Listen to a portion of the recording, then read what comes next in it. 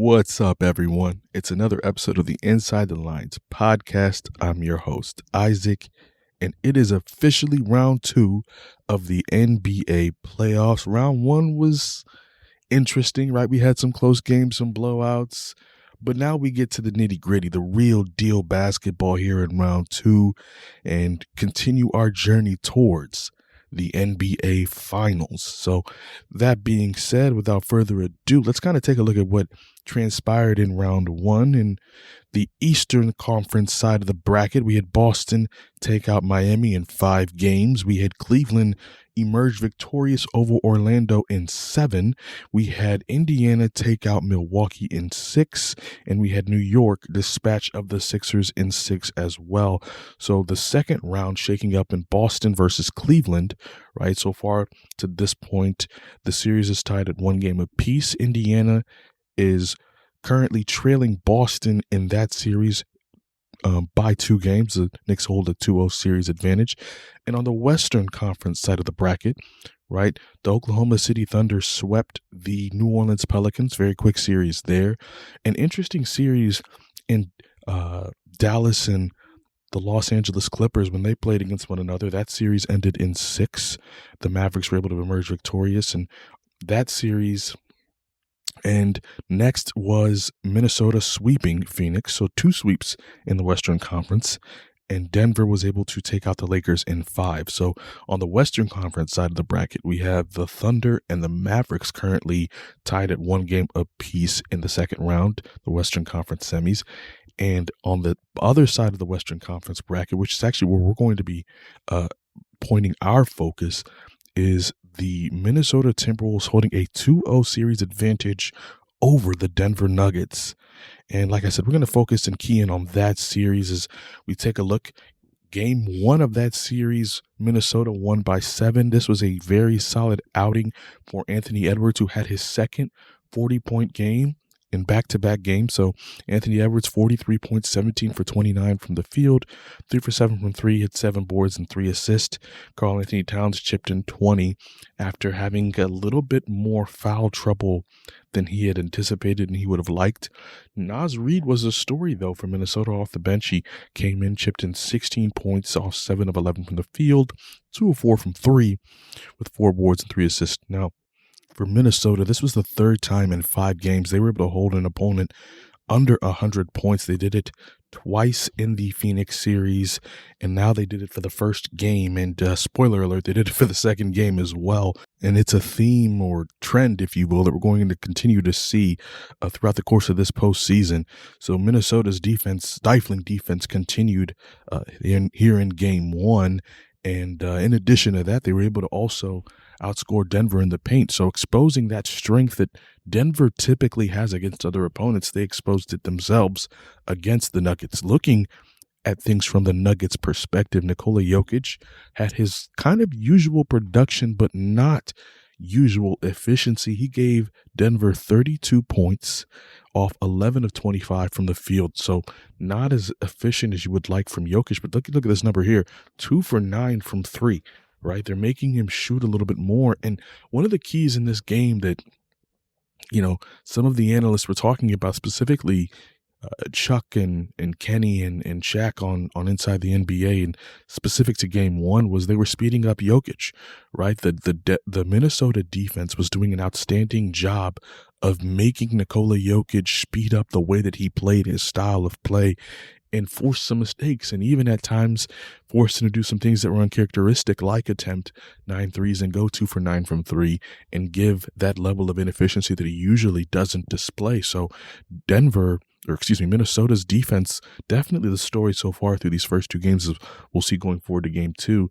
Continuing, though, with the numbers from game 1, Michael Porter Jr. continues to shoot the laces off of the basketball.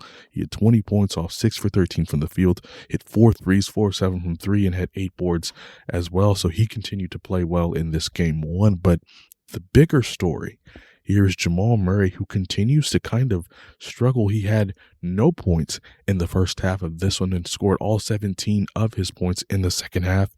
Murray finished with 17 off 6 for 14 from the field, 2 for 4 from 3, and 4 assists. So for Denver, what was the main the root cause of why they weren't able to win it game one. Well, if you take a look at it, they lost the rebounding battle, right? 39-47, right? They lost the paint battle 42-52, as mentioned previously, and something that's continued to be an issue for them throughout the course of these playoffs. Their bench was outscored 15-23, and all things considered, Minnesota's bench isn't anything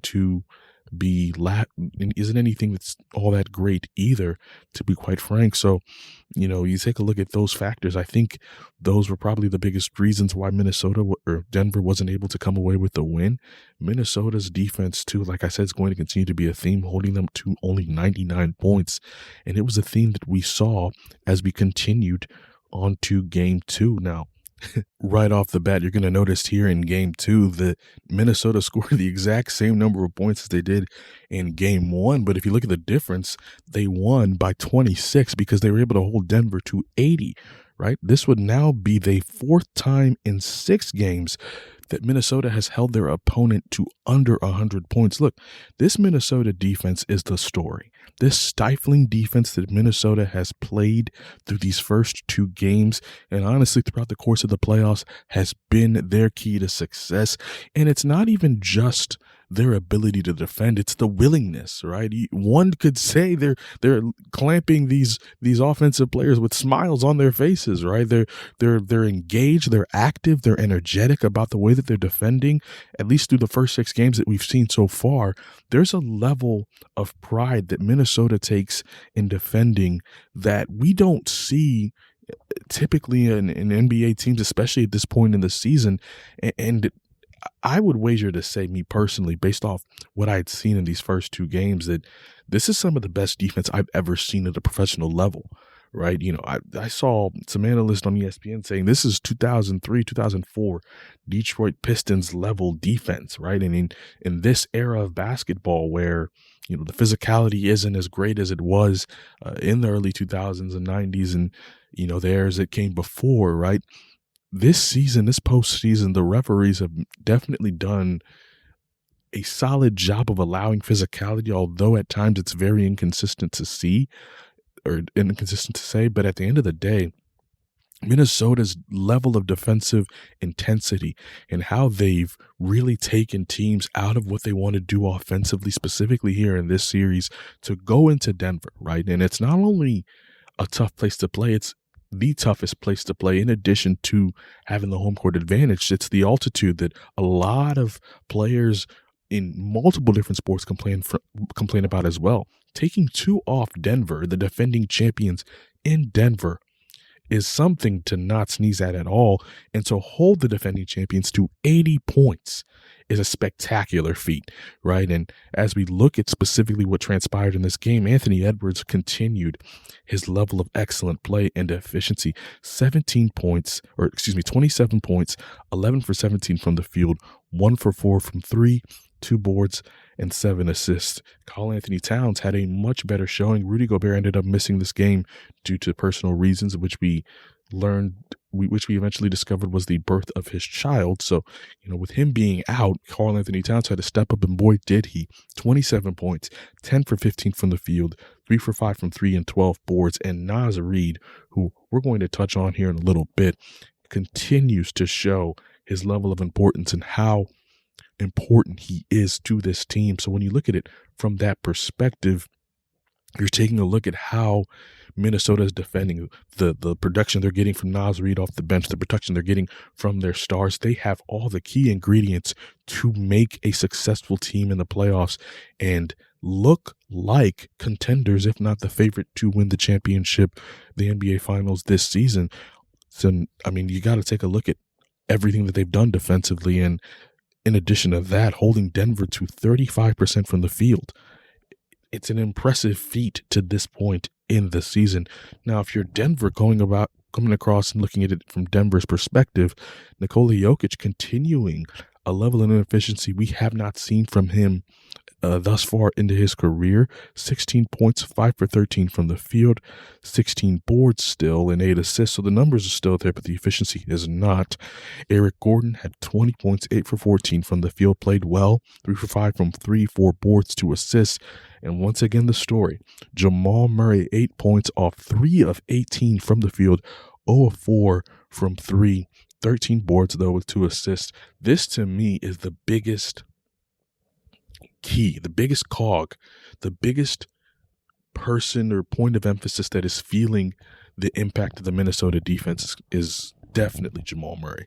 They have done an outstanding job defensively on him, and they've made it very, very tough, very, very difficult for him to this point. So this level of defensive efficiency that we're seeing, defensive intensity, that we're seeing from Minnesota to this point is something Denver is not accustomed to, right? I mean, if we take a look, this is evidenced here by their regular season numbers, right?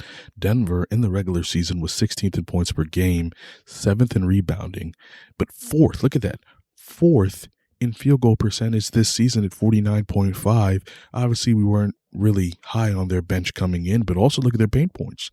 5th in paint points this season. So this is something that Denver is not accustomed to seeing, being outscored in the paint, having a low field goal percentage, right? And not being able to score with the level of efficiency that they were in the regular season. Minnesota, though, kind of sticking to the mean, right? They weren't the greatest scoring team at 18th. They were middle of the pack in scoring, but first in points allowed per game. That's staying consistent so far through the postseason. 16th in rebounding. They've been doing a better job on the glass as of late. Great in field goal percentage, top 10 there. And also the third best shooting, 3-point shooting team in the league this year. And also 11th in paint points. But look, the most important stat is that stat there at the bottom, first in defensive rating, and that has stayed true to what the Minnesota Timberwolves have been thus far in the postseason. A stifling, suffocating defensive team to this point in the playoffs, and it stayed consistent too throughout their first round series. As we take a look at the first round statistics for both these teams coming in, Denver had a lot of success scoring the basketball. They were 4th amongst the 16 playoff teams in scoring. They were 8th, so middle of the pack in terms of points allowed per game against the Lakers in that first round. They were a top 2 rebounding team, rebounded the ball extremely well against the Los Angeles Lakers in that first round matchup. Shot the ball at a 46.3% clip, 34.4% 3-point percentage. So not the greatest bottom 4th of the playoff teams in the postseason in terms of shooting the 3, and then the worst bench in the league, or worst bench in the playoffs this season. And, that was the biggest thing for me when I was picking out this series. I'll give a spoiler to the predictions that I made. I actually had Minnesota taking this series in 6, and I'll touch on that in a moment. But that bench production is something that if it doesn't change, there's no way Denver can repeat in my eyes as champions, right? They're going to face better competition. They're going to face teams that have stronger benches. So I am not high on how much success they can have if they can't get more from their bench. 11.8 points per game is just not going to cut it. But also in that series against the Lakers, they were second, in in paint points. Apologies. They were second in paint points, scoring at 55.2 paint points per game, and they were able to dispatch the Lakers in 5. On the Minnesota side, first in points per game, right? 6th in points allowed per game, 1st in rebounds per game, 4th in field goal percentage per game, 6th in 3-point percentage, top 10 in almost every single, and all categories, not even almost all categories, right? And then even were 3rd in paint points as well, right? So they were 3rd in bench scoring and 3rd in paint points out of the 16 teams that have played in the postseason to this point. And they were this is the reason why they were able to sweep Phoenix in 4, right? Top 10 in every statistical category to me that holds the most important bearing on playoff success, right? So that was a huge reason why they were able to have that success against Phoenix in the first round. And like I said, it has translated beautifully to the postseason so far. So that being said, and all that kept in mind, right? What are the keys to this series, especially with things standing the way that they are now, right? With Denver in this 0-2 hole going to Minnesota, what is the biggest factor for them? What perspective can they take a look at and say, if we can dominate in this area, we can still win the series? So starting with Minnesota, they need to continue to exploit the bench advantage that they've had, right? They need to continue to emphasize that weakness that Denver has in scoring the basketball off their bench and using that advantage with guys like Naz Reid and Monte Morris and Nickeil Alexander-Walker and Kyle Anderson. All these guys need to come in and give them good production off that bench and make sure that they can continue to exploit that advantage that they have over Denver when it comes to bench points. Next thing is forced turnovers. Look, this Minnesota defense has been as suffocating as it gets, right? They are one of the best defensive teams personally I've ever seen. And if they can continue to exploit turnovers and speed up Joker and make him make mistakes and force inefficient shots, then I think this series might be over quicker than I had anticipated in my prediction before, right? Next, they have to continue to exploit the biggest reason why they are in control of this series in the first place, and that is their defense. Their defense has to continue to be physical. It has to continue to be aggressive. It has to continue to be suffocating, right? They've been forcing turnovers, but they've also done a great job of protecting the paint, right? I think the biggest key in that is making sure that Jokic can't make those lob passes to Gordon. They've done a great job taking that away. They've made Jamal Murray incredibly uncomfortable when bringing the ball up and handling the ball in the first place. Now, Murray, to his credit, does have a calf injury that's kind of nagging at him for sure, that I think is playing a role in why Minnesota has keyed in on him defensively. But they need to continue to exploit the aggressiveness. They have to continue to exploit the intensity, and they have to continue to exploit their overall defense in itself as an advantage against Denver. And I think that they're going to continue that as they head home here. The players to keep an eye on, the players have to continue to play well for them. Number one, Anthony Edwards.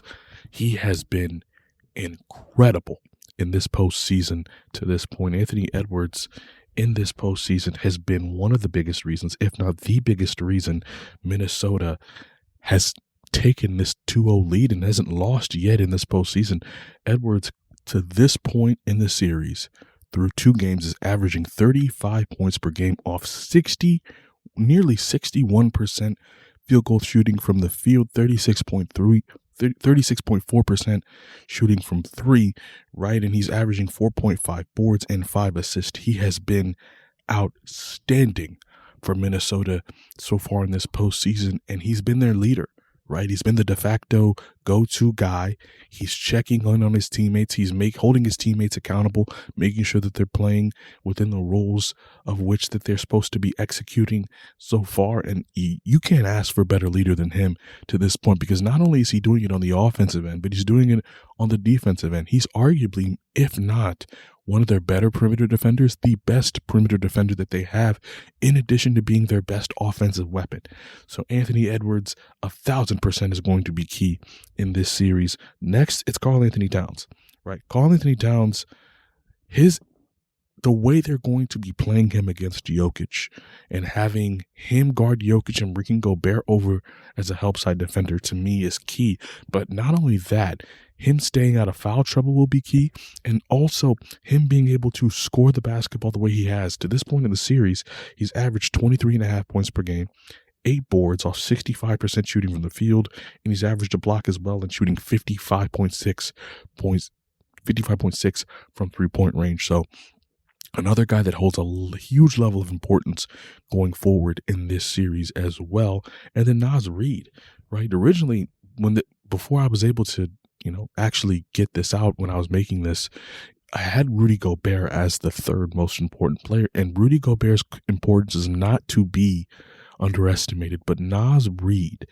off that Denver bench plays 2 key roles, right? He guards Jokic, and he makes sure that he provides scoring for Minnesota off the bench. So it's going to be key for them to get production, continue to get production from him, as through these first two games, he's averaged 15 points per game off 40% shooting from the field and 50% shooting from three. And get this, held Jokic to 37.5 field goal percentage when he was the primary defender. So it's going to be very, very important for Naz Reid to play as he's continued to play as he's played the first two games in this series. So I'm definitely going to be looking at him to play a huge and vital role going forward in this series. So looking at things from the Denver perspective, right? What do they need to do to get back into this series? Well, they got to find a way to get back on controlling the glass. They did that in game two, but at the same time, it didn't really matter because they ended up losing by double digits. So they need to do a better job of not only controlling the glass, but establishing a paint presence overall. I think how they've been outscored in the paint is another reason why Minnesota is having so much success. And I think they've done a great job of, in addition to scoring in the paint, Minnesota's done a good job of keeping them from scoring in the paint with the level of efficiency that they've had in, previous playoff years against the Lakers, in addition to the success they've had all year of scoring in the paint. And then most importantly, they've got to figure out that three-point shot. In game two of the series, they only shot 30% from three. Right. That's just not good enough. If you look at that game two specifically, one of the biggest things is holding Minnesota to 106 points to me is sufficient enough for them to be able to win. Right. Holding Minnesota to 106 points is good enough for you to win a basketball game. I think the key is the scoring. They haven't scored over 100 points so far in this series, and I think the three-point shot will help. I think establishing that presence in the paint will help, and I think getting a presence on the glass, especially if they can get it on the offensive glass, will be key for them as well as for the players that are most important. Look, it starts with coming into the series who I thought was the best player in the series. Obviously, Anthony Edwards is playing like the best player in the series to this point, but Nikola Jokic, right? It starts with him and it ends with him. He's got to be better, point blank, period, plain and simple. At the end of the day, he's not been efficient, right? He's not been as efficient as he normally is in scoring the basketball. They need efficiency from him. They need less turnovers from him. They need him to be the leader, the MVP, recently crowned MVP that he is, right? That he just earned. He needs to go and earn that MVP in game three and hopefully getting them back into this series. Jamal Murray, there's been a lot of controversy here with him over the course of the past week, with him throwing the towel, throwing the heating pad on the court because of frustration and, the lack of punishment some feel in terms of not being suspended for this game. Me personally, the way I view it is I'm happy he's not suspended. I want the utmost level of competition, the highest level of competition played when it comes to these playoff games. But I do think he did get off easy with that $100,000 fine. I think he deserved more, not in terms of, suspension. I don't know if I want to go as far as suspension, but I do think that fine was something that he won't miss very much. So all that being said, he's got to show up and show out for his team, right? 3 for 18 in game two is just not going to cut it. He hasn't shot the ball well this entire postseason. They need more from him. They need him to get going. And then most importantly, Michael Porter Jr., who was in a way a no-show in game two. He only shot 4 for 12 from the field, 1 for 7 from three. Now, remember, I told you earlier he was shooting the laces off of the ball. For whatever reason, I don't know if it was Minnesota's defense or whatever the case may be, he wasn't able to have that level of efficiency and success in game two. So he's going to be key for them going into game three. So with all that said, all that down and out, right, how do I think this series is going to conclude? How do I think it's going to finish out? Right. So originally I came into this series and I had Minnesota in 6. It's tough to see an avenue of which Denver can win more than 6. I do think it's very possible for them to take game 3, but I don't think they're going to do it. I think Minnesota puts Denver on the brink of elimination in this game, and I think they take it by a score of 110-101. And I think the home court advantage is there. I think Gobert being back in the lineup is going to play a big role. I think just the energy in that building, right, especially with how they've defended at this point. One of the biggest things for me whenever I pay attention to a game is how much the crowd appreciates, the home crowd appreciates hustle, energy, effort, intensity, especially on the defensive end. And I think if Minnesota can continue to carry over what they have played in games 1 and 2, the defense, the level of intensity that they've played defense with, I think that the crowd is just going to feed off of it, right? I think this is a very, very dangerous situation for Denver to be in. I don't think it's impossible. I think they have a chance, but I don't think they're going to execute. I think I think Minnesota takes this and takes a 3-0 lead in the series and puts Denver on the brink of being swept. And I don't like to change my pick, but I think Denver probably takes 1. So I'm going to end up changing, kind of saying my original prediction was 4-2. I think it goes 4-1. I think that Minnesota ends this in 5. But for tonight, I think they take a 3-0 series lead, and I think they will effectively start to begin to close out this series. But that's just what I think is going to happen in this series. What do you think will happen in this series? Leave a comment in the comment section below. Leave a like and also subscribe, and we'll see you next time. But until next time, we hope you keep it inside the lines.